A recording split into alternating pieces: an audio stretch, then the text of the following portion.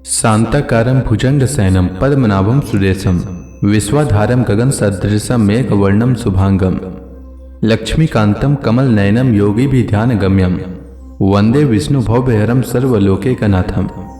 मंगलम भगवान विष्णु मंगलम गरुड़ध्वज मंगलम पुंडरीकाक्ष मंगलाय तनोहरि। ओम नमो भगवते वासुदेवाय।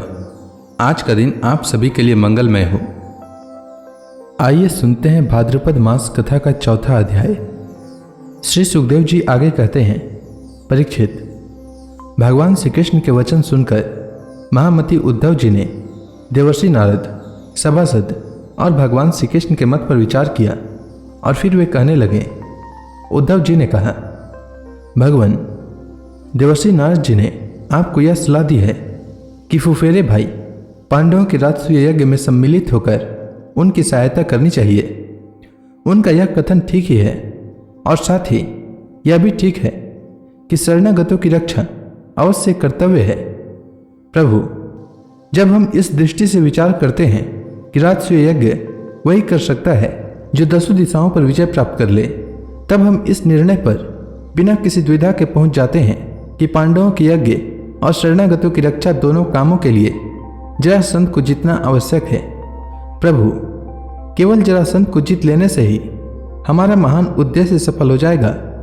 साथ ही उससे बंदी राजाओं की मुक्ति और उसके कारण आपको सुयश की भी प्राप्ति हो जाएगी। राजा जरासंध बड़े बड़े लोगों के भी दांत खट्टे कर देता है, क्योंकि 10,000 हाथियों का बल उसे प्राप्त है। उसे यदि हरा सकते हैं तो केवल भीमसेन, क्योंकि वे भी वैसे ही बली हैं। उसे आमने सामने के युद्ध में एक वीर जीत ले, यही सबसे अच्छा है। 100 अक्षौहिणी सेना लेकर जब वह युद्ध के लिए खड़ा होगा, उस समय उसे जीतना आसान न होगा। जरासंध बहुत बड़ा ब्राह्मण भक्त है। यदि ब्राह्मण उससे किसी बात की याचना करते हैं तो वह कभी कोरा जवाब नहीं देता।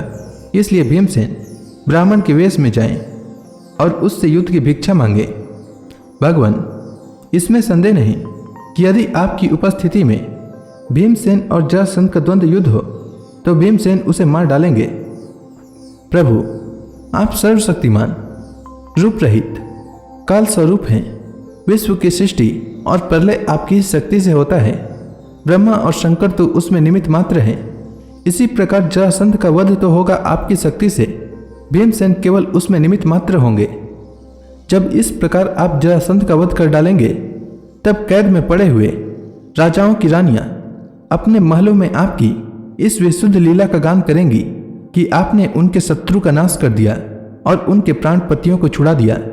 ठीक वैसे ही जैसे गोपियां शंख चूड़ से छुड़ाने की लीला का, आपके शरणागत मुनिगण गजेंद्र और जानकी जी के उद्धार की लीला का, तथा हम लोग आपके माता पिता को कंस के कारागार से छुड़ाने की लीला का गान करते हैं। इसलिए प्रभु, जरासंध का वध स्वयं ही बहुत से प्रयोजन सिद्ध कर देगा।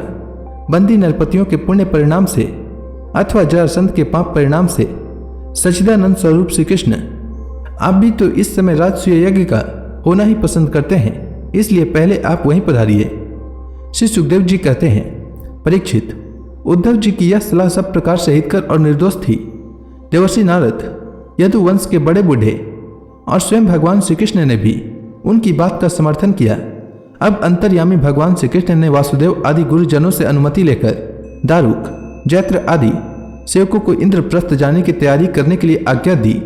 इसके बाद भगवान श्री कृष्ण ने यदुराज उग्रसेन और बलराम जी से आज्ञा लेकर बाल बच्चों के साथ रानियों और उनके सब सामानों को आगे चला दिया और फिर दारुक के लाए हुए गरुड़ ध्वज रथ पर स्वयं सवार हुए।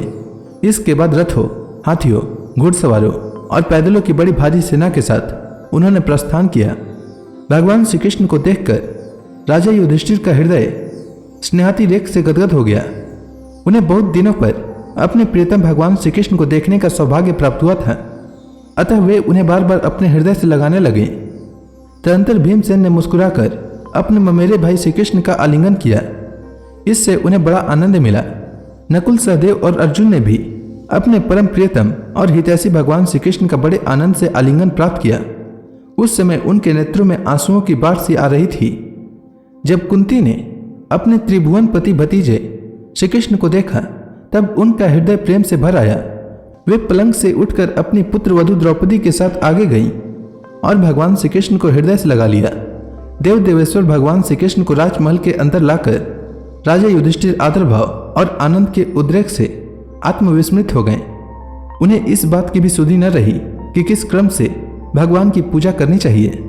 भगवान श्री कृष्ण ने अपनी फुआ कुंती और गुरुजनों की पत्नियों का अभिवादन किया। उनकी बहन सुभद्रा और द्रौपदी ने भगवान को नमस्कार किया।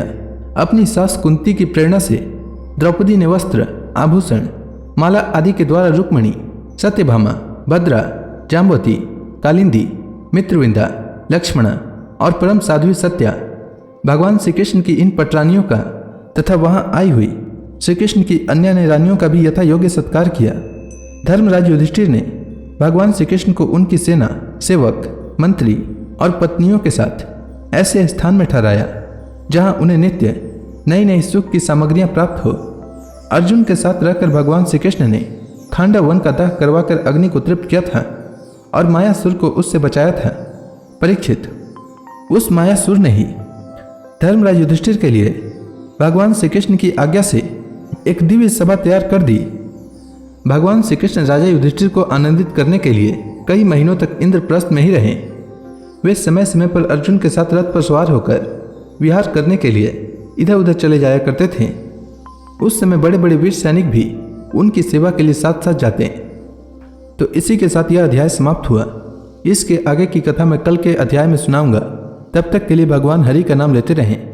तो प्रेम से बोलिए भगवान विष्णु की जय, श्री कृष्ण भगवान की जय, समस्त देवी देवताओं की जय।